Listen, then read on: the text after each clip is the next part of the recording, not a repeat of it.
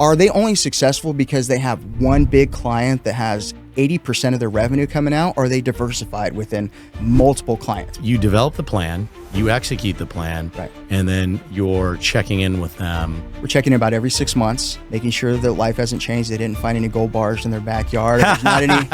It's the quality of education they receive from TK up until they get into that grade. And it's the same thing with business. So we want to start off as early as possible. So I help them with that. Oh, I thought my baby was beautiful. Maybe it's not to that next person. Dude, I love that. My baby's beautiful. Why are you saying it's so ugly? Why are you saying it's so ugly? So we know when we think about exit strategy, that doesn't necessarily mean that you're looking to sell your business. But what you're trying to do is... Welcome back to the show. Today, I'm excited to have our special guest, Keith Galicia from Prime Portfolio Planning, joining us on the show. Keith, welcome. Thanks for having me. Excited to be here. Yeah. So Keith, tell me a little bit about how you got into the financial services business. For sure. So I was probably one of those one-offs where in high school, I had always wanted to be, well, back then it was called a stockbroker, right? Or financial advisor. And, instead of taking... Like Gordon Gekko?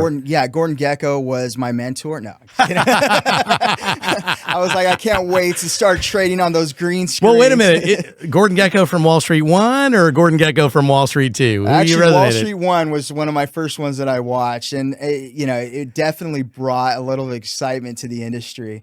I did end up training in New York when I first entered into the business.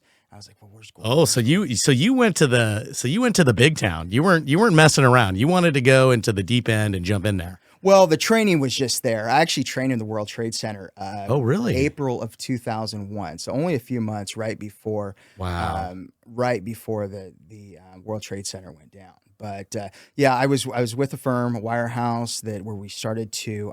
We were in there. They had 60 floors of 3 of those towers out there. Oh, wow! And I remember looking down one day. And I was like, oh my gosh, that's a long way down. But obviously, not even thinking about what had happened a few months later. So no, absolutely. So you're dreaming about this. This is your dream because some people are like, hey, I want to play pro football, or I want to be a basketball star, or hey, I want to sing career, I want to be an actor or fireman or whatever it is. But you're interested in stocks. Yeah, stocks. And then back then, like I said, it was mostly about a lot of, building a stock portfolio, trying to find the number one pick. Certainly not the way Gordon Gekko did it, but that's good. That's good. Yeah, that's a short-lived industry or way of doing business right there. But had always had a passion for the industry. So that's kind of where we started there. No, that's great. So you are interested in stocks. You go to New York to get trained, get through it. Yeah, that's back in 2001. So tell us a little bit about how you kind of got to the point where you started your own business and your own firm and why you did that. Yeah. So at that time in the industry, probably one of the most difficult ways for a new advisor to get into the industry, right? It was kind of like, go to New York, you're feeling great. You talk to day traders that are trading for pennies, drinking 40 cups of coffee a day. You kind of learn a little bit all the facets of the industry. But then when you get into, you come back home, they put you in a cubicle and they say, okay, let's just go for it. Okay, well, how does that work?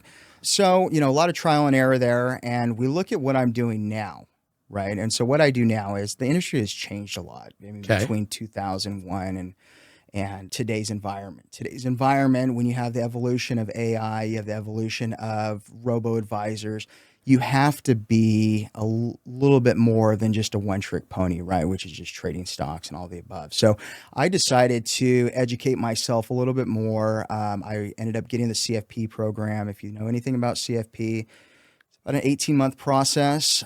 You go from anywhere between real estate, tax, strategies, and risk management, which is insurance, estate planning, all the above there. So just to clarify, CFP is Certified Financial Planner. Right. Yeah. Okay. And, only 26% of advisors out there are CFPs because it's a difficult test. I mean, right. You spend a year and a half doing this. You take this crazy exam here.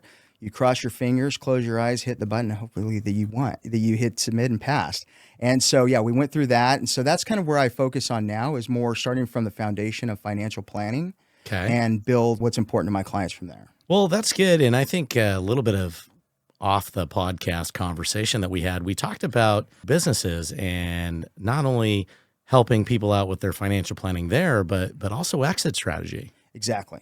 Another type of education that I received was a certified exit planning advisor. And what's important there is when a business owner is thinking about exit doesn't happen 6 months before you're ready to sell your business. So wait a minute. So you're saying that, you go to business and all of a sudden you want to sell your business. There's not a bunch of people knocking at your door. Exactly. Okay. Right? Got it. Okay. That's good. That's good. Right. Yeah. Yeah. And you're like, what's going on here? Hey, it's been a great lifestyle business for myself and my family. I was able to, travel. I was able to live. I was able to, run my kids through college on this business. Why isn't everybody knocking at my door to take over this industry? And there's a lot of moving parts when it gets up to that point. So, I think that's a great point that you brought up, because I think I actually did a segment on, the baby boomers, right? So the baby boomers are at that age category, right, that are now in that place in life where they're looking to retire. And if they have a business and it's not one of those businesses that are like highly sought after, what do they do with it? Right. And so what do you do with that? And do you just continue to work forever? Do you hope that there's a family member that wants to take over the business? Are they qualified? Because most business owners have 80% of their assets tied up in their business, and this is their baby, right? 80%. 80% of their assets are tied up in their business. Tied up in their business, and this is their baby. It might be an ugly baby, but it's their baby, right? Or it could be a very beautiful baby that's like been something that they've really enjoyed, and maybe it's more like an identity kind of, or something that they've worked so hard at. It's really hard to just turn it over or let it go. Exactly, right? They've spent maybe 20, 30, 40 years in this industry, and it's their baby, right? So they want to make sure that handoff, and it might be important to them, but is this a value business to the person that you're transitioning to? Right. And let's face it, a lot of these businesses that maybe I'm kind of thinking of, or maybe not duplicatable businesses, right? They've found a niche, and maybe, let's say it's a transportation company, but they do these particular things in transportation. I don't have specifics that come to mind, sure, but it's not like there might be another competitor that says, oh, I want to buy them out, because they're kind of unique. And I'm sure a lot of businesses are unique in their own way. And that probably causes a little bit of an issue when somebody goes to sell it, if it's something that is not like, hot topic. I think a lot of people are buying heating and air conditioning, HVAC companies. I heard a lot of people saying, hey, they're buying that up with a plan. But the reason why I bring this up is there are a lot of businesses out there where business owners are getting ready to retire, or better yet, want to retire, and they're stuck. Well, I think one of the things, you do see a lot more diversification when it comes to acquiring businesses. But the important thing may not necessarily mean, okay, this is a niche business. This is something that is a one-off or anything like that. But it's really the quality of the processes that those businesses have, right? Is that business only successful maybe because of the relationship that the owner has with some of their top vendors or their top clients, right? Do they have the types of orders in place that can be turnkey to another handoff? And if that's not the case, then you might need to take a step back and say, okay, how can we make our processes a little more turnkey to be able to make this, maybe it's a niche business, but if it's a well-ran business, then it could be more attractive to a private equity or to another type of firm that's looking to diversify outside of what they're existing. So just to kind of dive down a little bit, where do you come in this process? So what I do is I focus more on the wealth gap.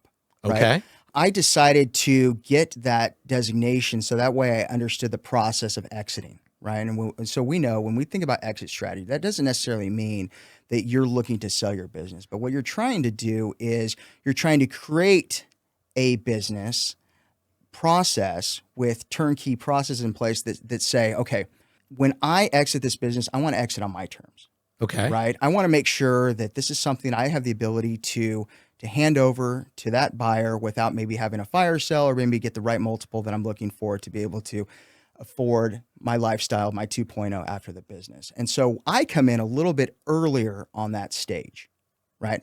I say, okay, what's important to you when you sell your business? Well, we want to travel. Maybe we want to buy a second home at the coast. Maybe I want to leave a legacy. Maybe philanthropy is important to me. All of these things are important. Well, okay, how are we going to fund that? And what is the value of that? Well, somebody's got to want this business. It's been great, right, for me. So we try to take what that tangible value is of that business. And I partner with that with CPAs and valuation companies and exit planners that focus more on that process. And then we say, okay, well, this is the multiple of your business today. And if you need to get to that point, you want to establish a foundation, you want to be able to travel, you want to do all these things that are going to be important to you to be able to fulfill your life after you've transferred that business over to you. These are the dollars, and this is the way it's going to need to look like, and this is how we need to set it up. I focus more on, okay, what is the end game financially, how we're going to get there, and then we'll bring in CPAs, valuation specialists, and CPAs that help them get there so that way they can enjoy their 2.0. So on the thought process of 2.0, what's next? So ideally, and I know there's no perfect time, the question I had was, when should somebody really be thinking about this? Because I think when we spoke offline, that's not necessarily something that people think about when they get into business. They're just trying to figure out how to survive and how to build a profitable business. And like you said, address their needs for lifestyle or, whatever that may be, for them to be able to look at that. So when should they be thinking about this? If they didn't think about it in the beginning, when is a good time, if there is one, to really start thinking about this? Right. So there's a saying that I use a lot in my industry because I do deal with a lot of people where it's not just specifically business owners, but it could just be individuals in general, right? The individual might have a new family and they have children. They're just trying to get their kids through school, right? They're just thinking about, providing food on the table. And the business owners the same way. They're looking to create a viable business with a great foundation and make sure that this business is thriving. So the idea is that when is the best time to plant a tree? 20 years ago. Okay. When is the second? All right. Yeah, I've heard that. When is the second best time to plant a tree? Today, right? So it's like, if you haven't thought about it, obviously time is the greatest value on our side, especially when you look at investment strategy, the ability of compound growth or anything like that. The more time you have, the better probability of success you could probably not predict, but control, right? So the idea is that usually exit planning or financial planning or building a financial plan for whatever it is that you're looking to accomplish is taking the time, rip the Band-Aid off. Let's get to the cash flow. Let's get to the current assets now. Let's get to where you're going to look at your 1, 3, 5-year projections, 10 years. Hopefully you have 20 years until you decide to make these decisions.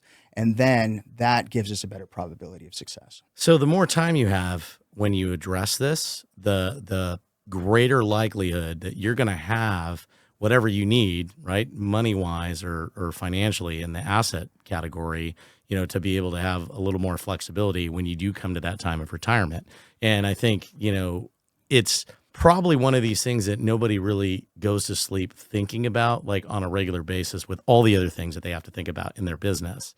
So how do you approach a business owner when you're talking to someone? Like say you're approaching me, I have a business, I'm thinking about what am I going to do for retirement, but in my mind, that's a while off, right? I'm not even really thinking about what that really looks like, if that takes place, and what does that succession plan look like? So how do you approach somebody to get them to really think about these things? Because we could sit here and talk about it all the time, but we know that it's not necessarily top of mind awareness. So, there's a couple of different approaches that they need to look at as a business owner. Outside of the day-to-day operations of their business, they need to figure out what they want this business to look like when it comes to that exit, right? Okay. And so exit doesn't necessarily, like I said, it doesn't necessarily mean that you are thinking about exiting your business. Okay. What it means is that you're trying to create those ideas of what that business is going to look like when it comes to exit. And the same way is when it comes to your personal life. What does your personal life look like when you want to get to retirement? So we really start more from like the high level approach of like, hey, we want to figure out what are your tangible goals that are important to you when you retire, because most people, especially most business owners, well, here's another statistic, is that only about 33% of businesses actually have a successful exit, meaning are actually a sellable business. Are you serious? 1/3? Only 1/3. So there's only 2/3 of those businesses. So 2/3 of those aren't ready to be sold, right? And so if you know that statistic ahead of time and you know that you want to be one of that 33% that makes a successful exit, wouldn't it be important to train as early as possible for that event, right? To be able to create those processes in place for that event. You and I talked offline, and we talked about education. Right. And if you have a certain type of education in place, the probability of success of your child being able to get a high SAT rate, but that doesn't happen when they're a sophomore in college. It happens from the foundation, right? It's the quality of education that they receive. It's the quality of education they receive from TK up until they get into that grade. And it's the same thing with business. Is we want to start off as early as possible. So I help them with that. We ask the types of questions. We ask the type of evaluation, what's important to them. And then we bring in some tangible evidence with valuations, with CPAs, look at their business, look at their business tax, and say, okay, this is where we're starting. This is where we need to get to. Let's do the hard stuff first, so that way it's easier at the end. So let me ask you a question. Do people get upset when you bring the valuation people in? Absolutely they do. So that's probably, actually, I want to ask you, what really makes people upset when they look at the valuation, when it's not as much as they thought? So I think it goes back to that same point, right? Where it's like, there's a book. It's called Your Baby's Ugly, right? And it's and it's not necessarily and it's so it's not like literal. It's not talking literal. About business, right? Right. Okay. It's talking about business. And that's what it is, because that business owner has spent their blood, sweat, and tears cultivating that business. It's created a great lifestyle for them. Naturally, you would think that this is going to create a lifestyle for someone else, but not all buyers look at that, right? What do their processes look like? Are they only successful because they have one big client that has 80% of their revenue coming out? Or are they diversified within multiple clients, multiple customers, right? Are their books, are they clean, right? What does the quality of their earnings look like and things like that? So when you bring that and you have time, once you've got over that initial shock value, like, oh, I thought my baby was beautiful. Maybe it's not to that next person. Dude, I love that. My baby's beautiful. Why are you saying it's so ugly? Why are you saying it's so ugly? Right? Right. And if we can get past that and maybe past our egos, and you really want to get to that successful exit, then we can all roll up our sleeves, figure out how we're going to get there, and be able to get to that exit strategy that's important. Well, great. Okay. So we're moving past Your Baby's Ugly here. Right. And, we're getting into that. And like I said, I think people in general get really frustrated as a whole because, it's not the information that they want. So tell us a little bit about how you navigate through that. So once you get to that, my baby's ugly moment, right? Because it probably happens all the time. Sure. Have you ever had a situation, maybe low probability, where someone's like, okay, that's exactly what I thought it was? Right. Rare. Okay. Right. It's rare. It's so rare. how do you address this issue then? So that's where we look at the probability of success, right? Okay. I have lots of software that puts those tangibles in there and says, okay, if we keep doing what we're doing now, okay, then we're not going to get there.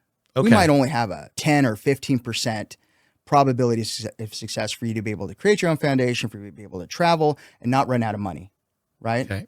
But if we do this, and this over the next 3 to 5 years, our probability of success can go from 14% up to that high 80 range. And that's where we want to be. We're never going to be 100% because nobody has a crystal ball in this, in the markets, in the industry, and in the way anything's going to go, right? Timing is obvious, can be a lot involved as well.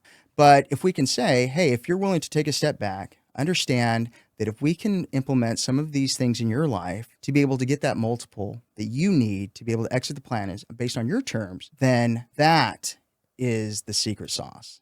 And that is how we're going to get there. Well, you said something that I picked up on. You said your terms, right? Yeah. So it is individualistic in the sense of what people want, what they want to accomplish. I find a lot of people have some, I don't want to say pie in the sky idea, but maybe that's just human nature in general. But everybody thinks that, hey, this is how it should be.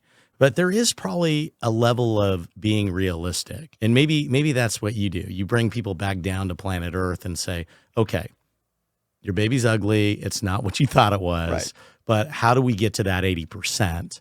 This is what we're going to do. This is going to be the plan. This is how we're going to formulate the plan. So let's spend a little bit of time before we wrap up on so just kind of quickly walk the audience through, from that point on, what does that look like? So you come up with a plan, then what? Would you like me to take a step back as to how we formulate the plan, or we come up with the plan, then how do we monitor that moving forward? Yes, more or less. I mean, I think we should have another episode about like getting into the plan itself. Right. But just the idea of like what happens after the plan is established, because it's going to be different for a lot of different people. Right. So with what I do, mine is really more on the wealth management side, right? I wouldn't take them to the process of getting into their industry, getting into their business. Okay, this is where you need to tweak. This is the tech stack you need. You need to hire a part-time CFO or anything like that. I go in and I say, okay, this. And so I partner with their CPA. Right. Let's say maybe they need to create an ESOP, right? Okay. Which is employee stock option plan, right? Okay.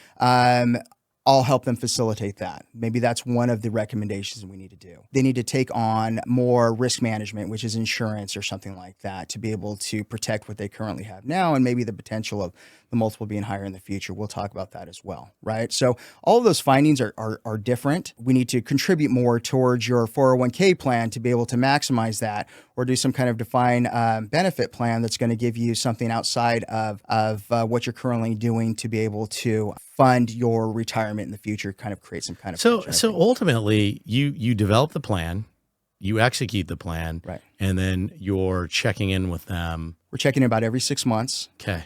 Making sure that life hasn't changed. They didn't find any gold bars in their backyard. There's not any, significant expenses, or they didn't decide to.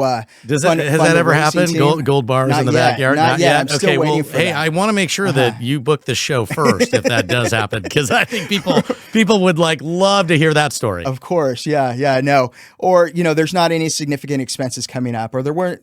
Maybe there was a windfall that come in the future that hadn't changed. And those financial plans, as we know, life is not a straight line. Right. Sometimes life gets in the way, and sometimes life, makes lemons to lemonade. And so those frequent check-ins that we have, those strategy meetings is what we call them. What is the recommendation of what we need to look like now? Do we need to create a different allocation strategy?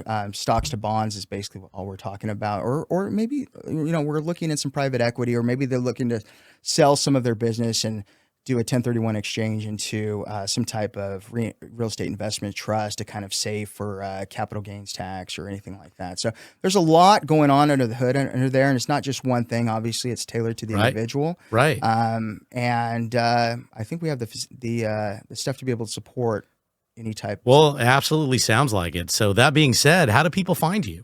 Yeah. So Keith Galicia, primeportfolioplanning.com. You can follow me on all socials there of social media there.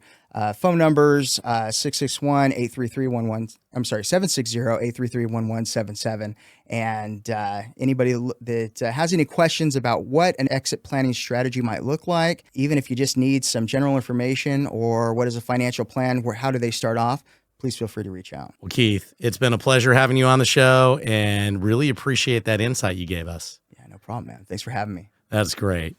Well, thank you for tuning in. If you found this episode helpful, share it, subscribe. We're on HeyCharles Biz on YouTube, HeyCharles77 on Instagram, and you can find me on LinkedIn at Charles Ernst. See you next time.